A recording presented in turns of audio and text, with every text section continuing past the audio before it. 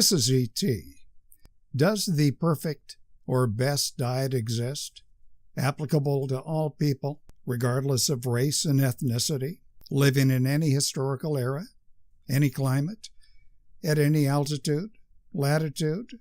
A perfect diet that will maximize longevity, strength, endurance, fertility, mood, and so on?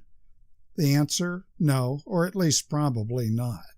The shill and ideologue will promote his respective diet regimen and want you and me to believe that his is applicable to all people, climates, and so on, because he's motivated by two things. Number one, money, and number two, a higher calling, to save the animals, to preserve the earth, whatever.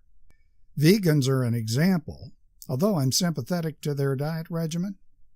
When they're confronted with complaints, they explain away the various health problems that arise from nutritional deficiencies, allergic reactions, hormonal disruptions, horrific digestive issues, with cliches. They'll say, well, you're detoxing. You're not doing it right. Give it some time. On the other hand, science is finding that overeating animal products, though far more nutritious, correlates with chronic diseases and early death, in part due to too high levels of saturated fat and protein, especially the amino acids methionine and leucine. So what do? What are we supposed to eat? We need something more useful than the usual, oh, just eat healthy.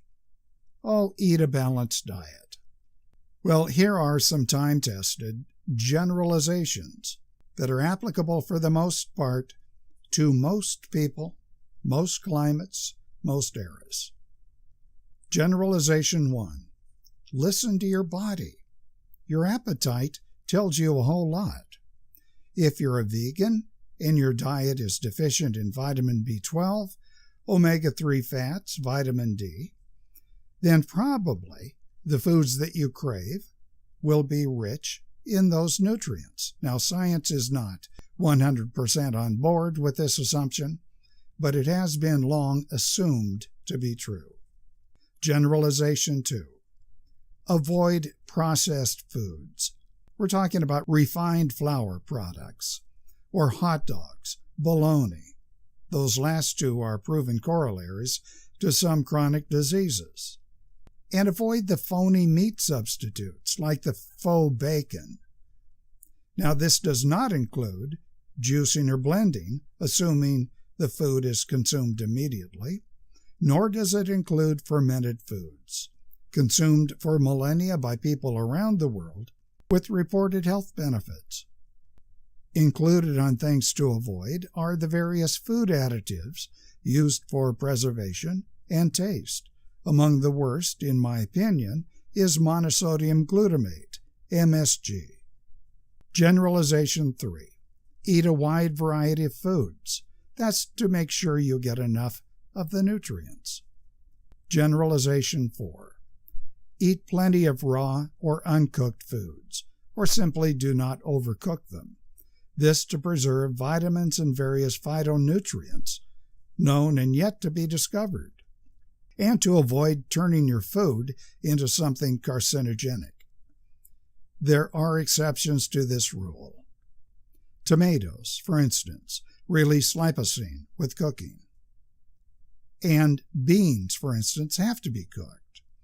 Caveat: undercooking can sometimes lead to very serious problems, including food poisoning and severe digestive problems. These are simply dietary generalizations that, for the most part, are applicable to all peoples, locales, and eras. But anything more specific, say veganism or carnivorism, or the many faddish variants of meat eaters like the Dronda diet, the paleo diet, Atkins, and so on, will likely work for some people for a while, depending on a variety of factors, but not to all peoples under all conditions. Before effecting any radical departure in your routine, dietary, or exercise, check with an expert. This is ET. Hit the like or dislike button. Do subscribe.